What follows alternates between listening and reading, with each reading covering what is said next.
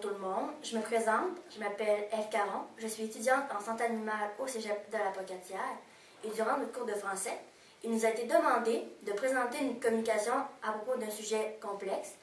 Mon sujet aujourd'hui pour vous sera l'alimentation chez les animaux. Pourquoi ce sujet?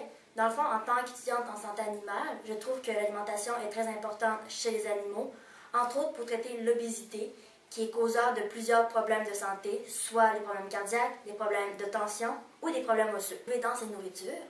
Et pour finir, je vais vous parler de d'autres options qui vous sont offertes. Afin qu'une alimentation soit adéquate pour un animal, il y a 7 qualités à respecter. La première est l'appétence. Il faut que la nourriture ait bon goût. Certains animaux vont préférer des saveurs de poisson ou de bœuf, alors que d'autres vont préférer des saveurs de poulet.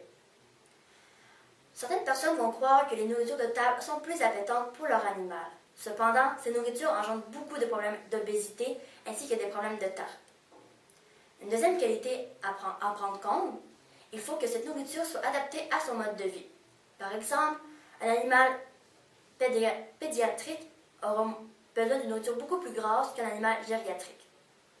Ensuite, si l'animal se goinfre, s'il n'arrête pas de manger, il faut prendre en compte que cet animal va grossir rapidement. Il faut donc ralentir sa digestion, soit en jouant avec lui, soit en le rationnant.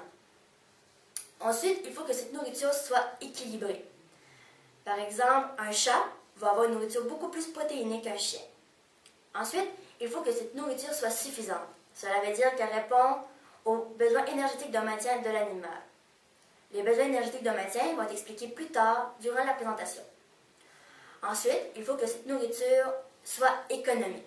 Je prends un exemple, les nourritures sèches comparées aux nourritures en canne. Les nourritures en canne vont être beaucoup moins chères que les nourritures sèches. Cependant, elles sont beaucoup plus grasses et engendrent beaucoup plus de problèmes de tarte. Par la suite, il faut que cette nourriture soit facile d'emploi. Par la suite, il y a 2 étapes à l'évaluation nutritionnelle de l'animal. La première est l'évaluation des besoins énergétiques de l'animal et la deuxième est l'évaluation de la nourriture. Lors de l'évaluation des besoins énergétiques de l'animal, il faut prendre en considération les besoins énergétiques au repos. Les besoins énergétiques au repos de l'animal est lorsque l'animal ne fait rien de sa journée. Il reste couché. Afin de trouver les besoins énergétiques au repos, il faut prendre le poids de l'animal en kilogrammes et le multiplier par 0,70. Ensuite, il faut trouver le BEM. Le BEM sont les besoins énergétiques de maintien de l'animal. Il correspond au BER fois un facteur. Pour un chat adulte stérilisé en santé, le BEM correspond à 1,2 fois le BER. Pour un chat enclin à l'obésité, il correspond à 1 fois le BER.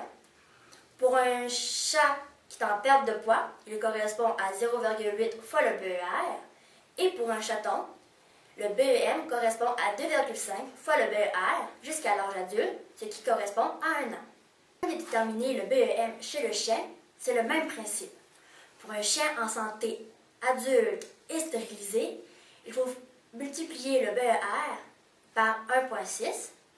Ensuite, pour un chien âgé, le BEM se trouve en faisant 1,4 fois le BER. Pour un chien en perte de poids, il faut multiplier le BER par 1,0. Ensuite, pour un chien qui effectue un travail léger, il faut multiplier le BER par 2. S'il fait un travail moyen, il faut le multiplier par 3. Et s'il fait un travail soutenu, il faut le multiplier par 5. Pour un chiot, c'est différent. Lorsque l'animal est entre 2 à 4 mois d'âge, il faut multiplier le BEM par 3. Ensuite, après 4 mois d'âge, il faut multiplier le BER par 2 jusqu'à temps qu'il soit adulte, soit 1 an. Si on compare l'alimentation d'un chat et d'un chien, on peut voir que l'alimentation d'un chat est strictement carnivore comparativement à un chien qui est semi-carnivore.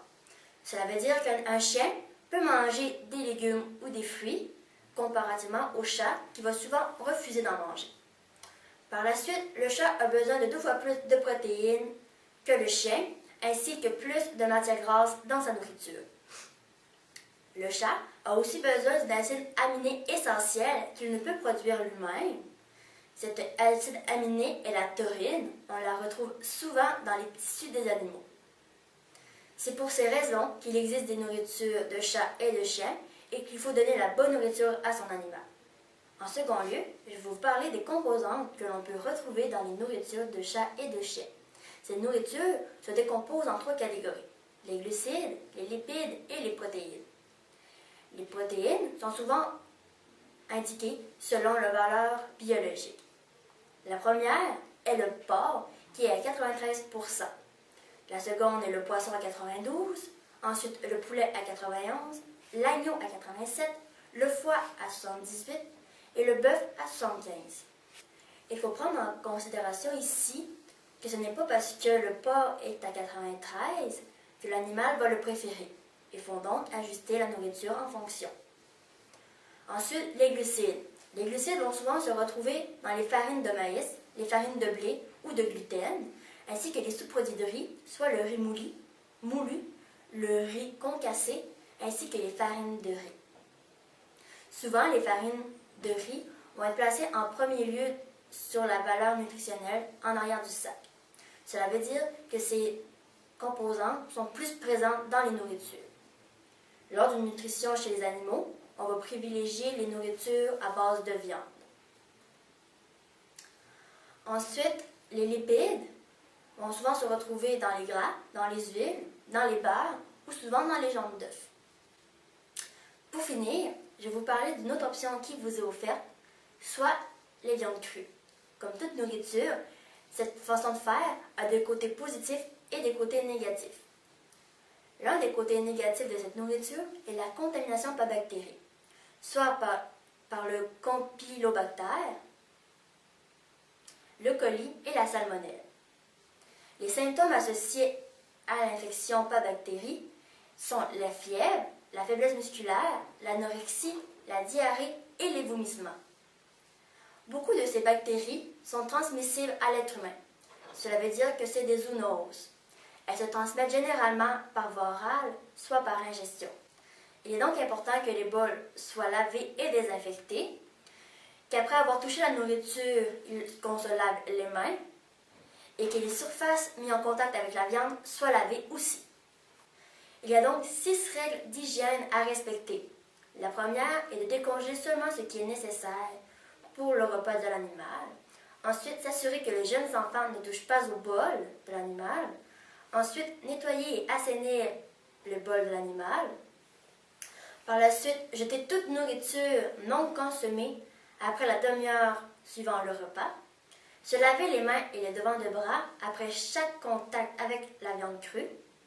Nettoyer et assainir les surfaces ayant été mises en contact avec la viande crue, soit les comptoirs ainsi que les couteaux.